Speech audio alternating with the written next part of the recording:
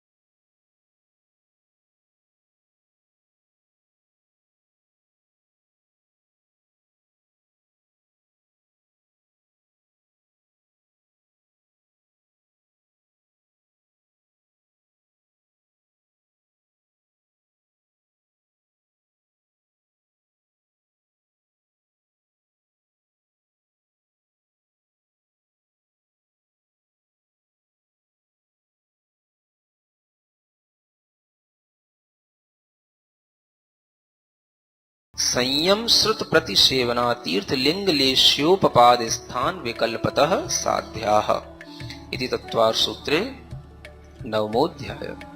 पूज्य मुनि श्री कहते हैं कि सिर्फ सूत्र के पाठन से ही हमारी विशुद्धि कई गुना बढ़ जाती है।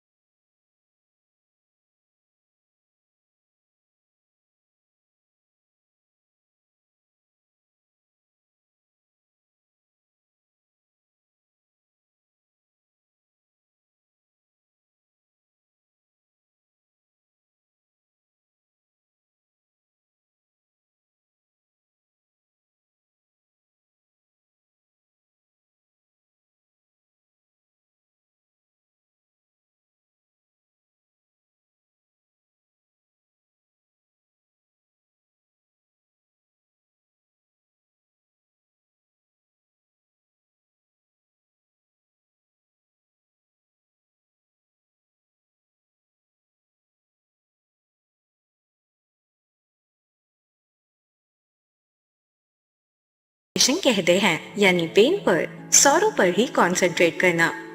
अनिष्ट के संयोग से उत्पन्न होने के कारण इसे अनिष्ट संयोगज आर्ट ध्यान कहते हैं।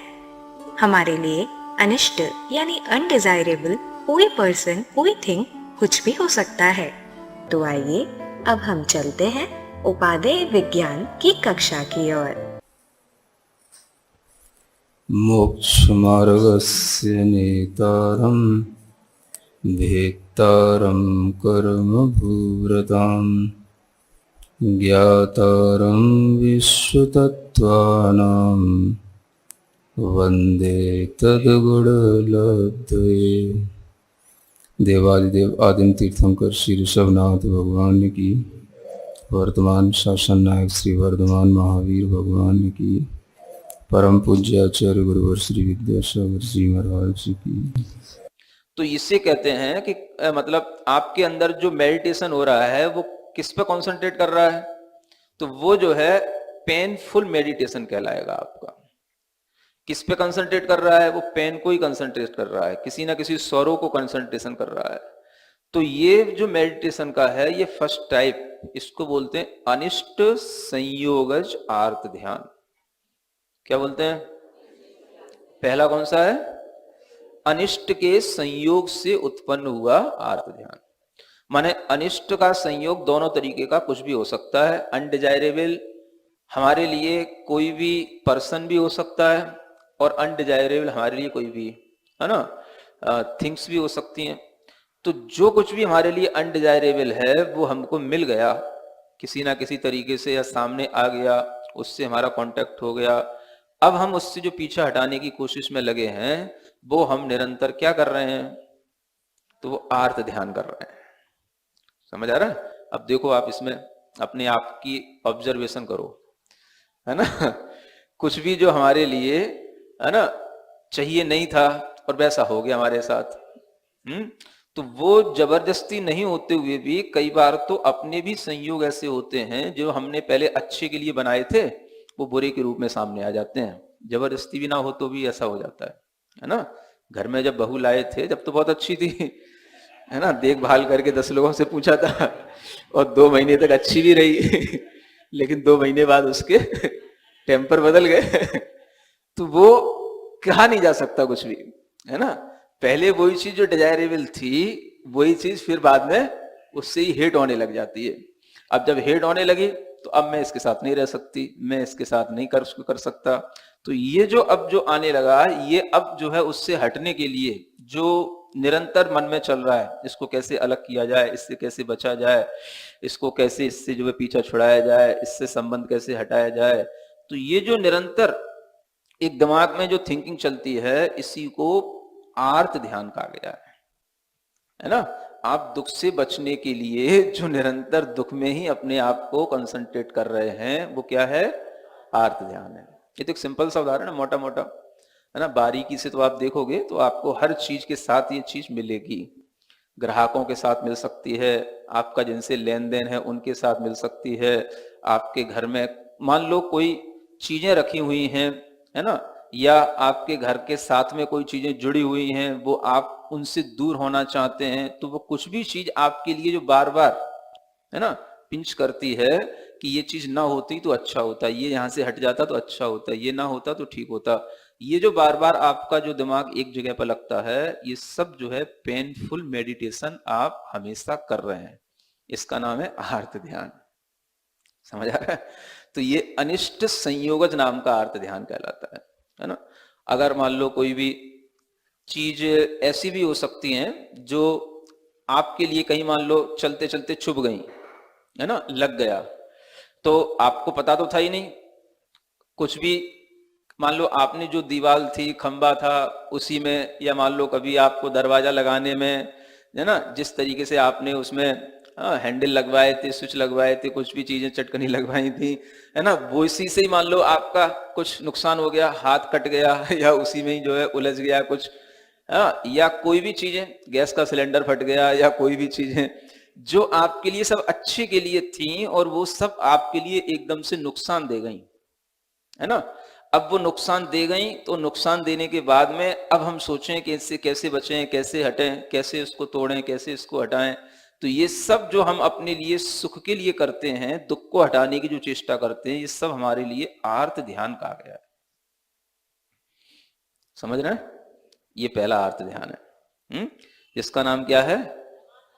अनिष्ट का संयोग हो गया। जो हमारे लिए इष्ट नहीं था, अच्छा नहीं था, उसका संयोग हो गया, तो उसके संयोग में आर्त ध्यान नहीं है, संयोग से जो हम उससे वियोग करने का जो प्रोसेस कर रहे हैं, है ना, उसके वियोग के लिए जो हम चिंतन कर रहे हैं, चिंता कर रहे हैं, उसका नाम है आर्त ध्यान। संयोग का नाम आर्त ध्यान नहीं है। अगर अनिष्ट का संयोग होने पर भी आप शांत बैठे, अनिष्ट का संयोग होने पर भी आप उसे कर्म का उदय देखते हुए समता भाव रखें, तो वह अनिष्ट संयोग भी आपके लिए धर्म ध्यान है। समझे ना। और अगर हम उससे हटने के लिए सोचें, है ना, उससे अपना किसी भी तरीके से रिलेशन किसी भी तरीके से हटाने की कोशिश करें, तो वो जो है हमारे लिए फिर आर्त ध्यान का काम करता है। तो ये आर्त ध्यान का पहला एक भेद है। दूसरा भेद जस्ट इसी का उल्टा है, विपरीतम मनोज्ञस्य। हाँ, विपरीत जान लेना, है ना, मनोज्ञ के साथ में इसी का विपरीत लगा लेना। तो क्या होगा, मनोज्ञ अगर पदार्थ हैं तो उनका तो आपके लिए हो गया विप्रयोग। मनोज्ञ जो पदार्थ थे उनका क्या हो गया, विप्रयोग, माने वो तो हो गए वियोग। जो चीजें मन को अच्छी लग रही थी उनका तो हो गया वियोग। अब हो सकती हैं, घर की रखी हुई चीजें भी हो सकती हैं, घर के व्यक्ति भी हो सकते हैं। और उस इष्ट का संयोग होने पर अगर उसका वियोग हुआ है तो फिर से हमें उसके लिए जो संयोग की इच्छा होती है, उसके लिए जो हम निरंतर चेष्टा करते हैं, या मन में स्मृति समन्वय इसके साथ भी जोड़ना है। ये स्मृति समन्वय है ना। क्या उदाहरण दिया जाए आपको, समझ रहे हैं ना सब। जो आपके लिए किसी चीज का वियोग हो गया, कोई बहुत दूर चला गया, या आपको छोड़ के चला गया, या पहले आपका था अब आपका नहीं रहा, है ना, या कोई भी चीज जो आपके पहले इष्ट संयोग के साथ में थी, अब वो उसका वियोग हो गया, तो उसके माध्यम से जो अब आपको एक अभाव खलकता है, हमेशा आपके अंदर एक उसकी जो एक चाह बनी रहती है, उसके कारण से जो आपका दिमाग नहीं लगता है किसी भी चीज में, उसका नाम ही आर्त ध्यान है। वो कोई भी हो सकता है, परिवार का कोई सदस्य भी हो सकता है, कोई दुर्घटनाग्रस्त कोई भी व्यक्ति भी हो सकता है, कुछ भी हो सकता है। अगर आपको वियोग भी बहुत दिनों तक दुख देता है किसी भी चीज का, तो वह दुख का मतलब क्या है, आप निरंतर आर्त ध्यान में अपने आप को डाले हुए हो, आर्त ध्यान कर रहे हो, है ना। क्या कहलाता है ये सब, आर्त ध्यान। तो आर्त ध्यान में आपको ये ध्यान में रखना पड़ेगा कि जो आर्त ध्यान हमारे लिए दुख दे वो आर्त ध्यान है, या जिसमें हम हमेशा दुखी महसूस करें, दुख से जो जुड़ा हुआ हो। तो हम दुख चाहते नहीं, लेकिन वो दुख हो जाता है, और इस तरह के इष्ट संयोग या अनिष्ट के संयोग से भी जो दुख हुआ है, उस दुख को अगर हम विपरीत रूप में यहाँ पर देखें तो मनोज्ञ पदार्थों के साथ में भी जुड़ करके वो दुख हो जाता है। तो उसको यहाँ पर आर्त ध्यान कहा गया है, माने ये भी निरंतर आपको दुख में ही आपका कंसंट्रेशन बना हुआ है, पेनफुल मेडिटेशन ये भी है। तीसरा क्या है, वेदनायाश्च है, जो शरीर के रोगों को लेकर के है, या अपने ही मन वचन काय की चेष्टाओं को लेकर के है। अपने ही द्वारा कुछ ऐसा कह दिया गया जो अपन बार बार दुखी होते रहे, या अपने ही शरीर में कुछ ऐसे रोग हो गए जिनकी स्मृति समन्वयहार चलने के कारण से हम उस रोग से अपना पीछा छुड़ाने के लिए निरंतर चिंतित होते हुए दुखी हो गए, जो ऐसा अक्सर होता है। अगर किसी को थोड़ा सा भी सिम्टम आ जाए, कोरोना पॉजिटिव, समझ आ रहा है ना, तो भयंकर टाइप का आर्त ध्यान शुरू होता है, फिर छोटा मोटा नहीं।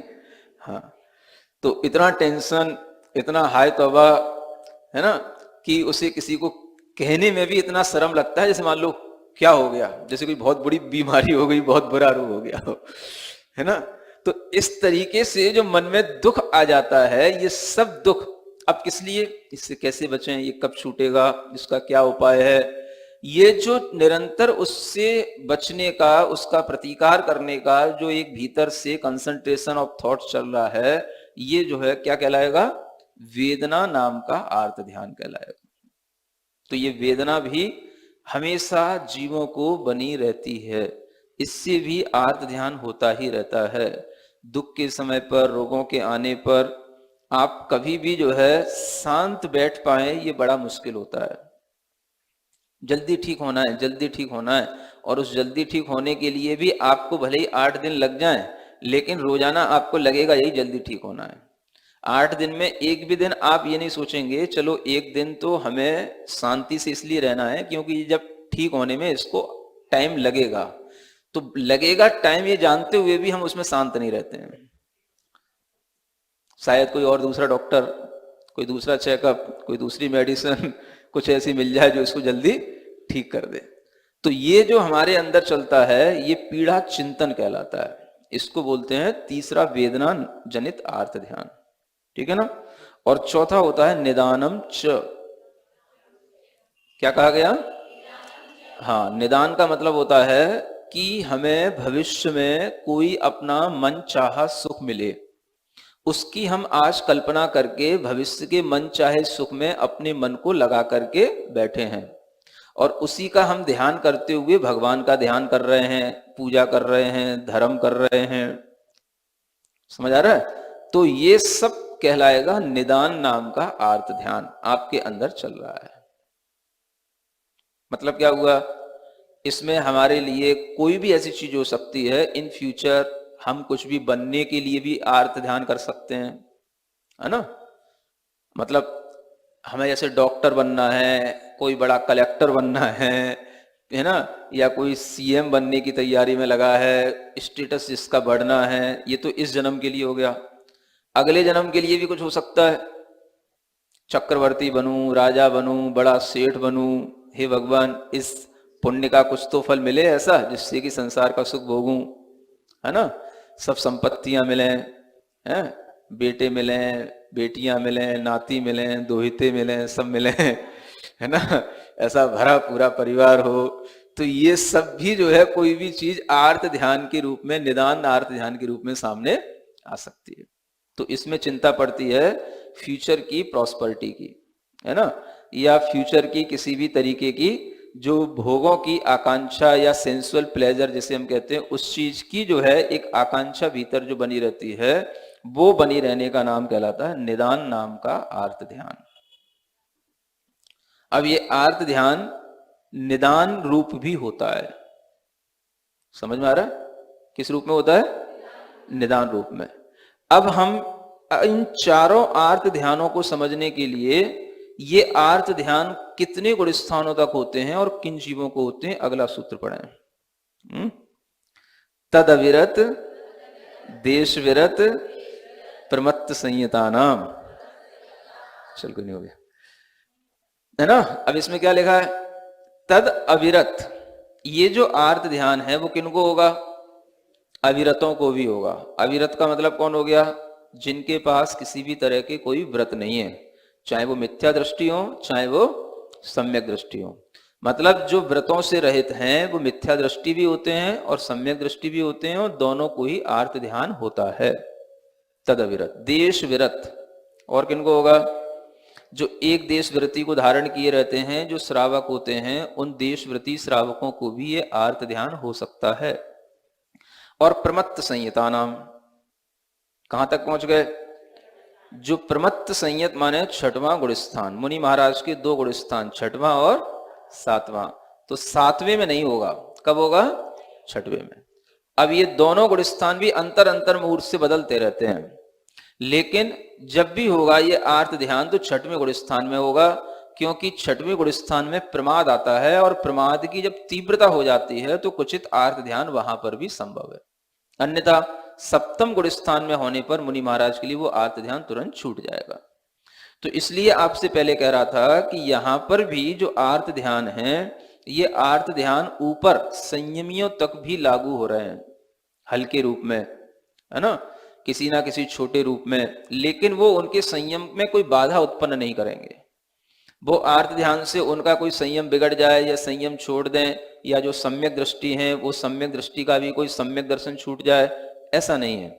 लिए आर्त ध्यान जो ऊपर सम्यक दृष्टियों को हैं या संयमियों को हैं या संयमियों को हैं, ये उनको किसी ना किसी संयोग से कुछ समय के लिए कुचित कदाचित होते रहते हैं, हो जाएंगे।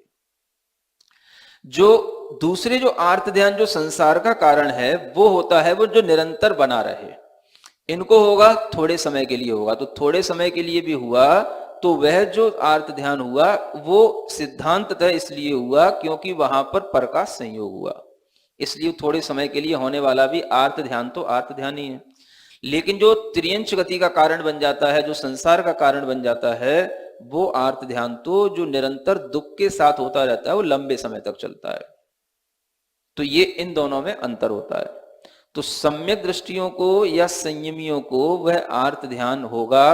और उन संयमियों में भी आप ये ध्यान में रखें कि जो निदान नाम का आर्त ध्यान है वो कभी मुनि महाराज को नहीं होता। होगा तो केवल 3 प्रकार के ये आर्त ध्यान हो सकते हैं, है ना। 6वें गुण स्थान में भी चारों आर्त ध्यान नहीं होते हैं। यद्यपि यहां सूत्र में ऐसा कुछ नहीं कहा, लेकिन इस सूत्र की सबसे पहली जो व्याख्या टीका है वो आचार्य पूज्यपाद महाराज की है, जो सर्वार सिद्धि कहलाती है। उसमें उन्होंने लिखा है कि निदान वर्ज्यम, निदान को छोड़ करके शेष 3 आर्त ध्यान 6वें गुण स्थान तक संभव है। तो निदान नहीं होगा मुनि महाराज के लिए, बाकी का ये संभव है। इष्ट वियोगज भी, अनिष्ट संयोगज भी और वेदना भी, ठीक है ना।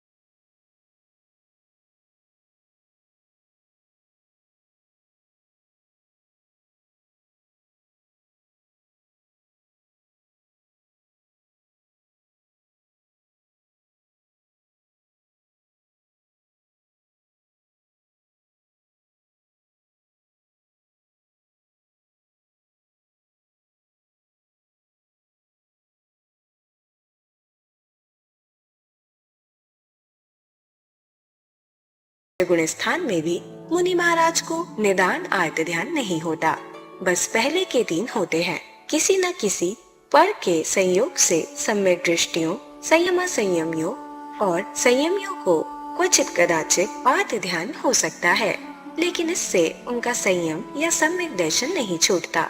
इससे विपरीत मिथ्या दृष्टियों का आर्त ध्यान निरंतर दुख के साथ लंबे समय तक चलता है और तिर्यंच गति का संसार का कारण बनता है। तो चलिए अब हम सभी जुड़वाणी स्तुति करेंगे और तत्पश्चात समय होगा आज के सवाल का। सिरिजिणवाणी जग कल्याणी जग जन मदतम मोहरी जनमण हारी गढ़हर हारी जम जरा भव रोग हरि तिथ्य राणम दिव्य झुणिम जो पड़ई सुणई मय्ये धारई राणम सौख मणंतम धैर्य सासद मोक्ष पदम पावई सासद मोक्ष पदम पावई। अब समय है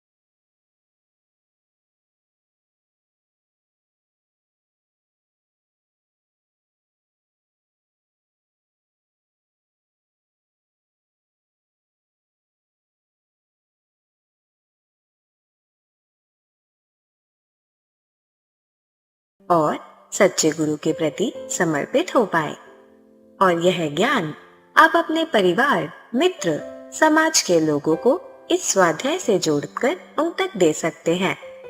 आप सिर्फ उन्हें हमारी वेबसाइट ttv.arham.yoga शेयर करें और उन्हें यह सभी क्लासेस मिल जाएंगी। अभ्यास प्रश्न करके आप अपने ज्ञान को प्रगाढ़ करने का मौका और आज के सवाल में पुरस्कार जीतने का मौका भी पा सकते हैं। तो आज ही अपने बच्चों, मित्रगणों और परिवारजनों को इससे जोड़ें और अपना और उनका पुण्य बढ़ाएं। ओम अरहम नमः। कौन सी मनी चाहिए? हाँ, पॉकेट मनी नहीं, पुण्य मनी। ये मनी अपने पास में रहे तो सब कुछ रहेगा। और इस मनी को एक बार कोई व्यक्ति ढंग से अर्जित कर लेता है तो जन्म जन्मांतर तक इसकी सेविंग करके उससे खाता रहता है, जिंदगी निकालता रहता है। असंख्यात वर्षों तक देवों में रहने के बाद में भी ये पुण्य खर्च नहीं होता, वहां पर भी कर रहा है। जैसे आप पुण्य करके यहाँ आए और यहाँ पर आने के बाद में भी आपको पुण्य करने के साधन मिल जाते हैं, है ना। अपने आप मुनि महाराज चले आते हैं आपके नगर में, अपने आप आपके अंदर पुण्य करने के लिए साधन बन जाते हैं और बड़े बड़े तीर्थंकरों की कथाएं सुनने को मिल जाता है फ्री में, विदाउट एनी टिकट। अच्छी चीजें फ्री में मिलती हैं और घटिया चीजें पैसे देकर के मिलती हैं। अब आदमी की मानसिकता ही ऐसी बन गई है कि जो पैसों में दिया जाए वो हमारे लिए अच्छा है और जो फ्री में मिले वो हमारे लिए ठीक नहीं। हर जगह हमारी बुद्धि में उल्टापन चलता है और ये बुद्धि का उल्टापन अगर धीरे धीरे इन उपदेशों से सीधा होता जाए तो एक दिन इतने सीधे हो जाओगे कि फिर जो कुछ आपके अंदर डाला जाएगा वो सीधा सीधा आत्मसात हो जाएगा। बस उतनी योग्यता आ गई तो समझ लेना अब आप सम्यक दर्शन के योग्य हो गए। अब आपके लिए मोक्ष मार्ग आगे बनने वाला है।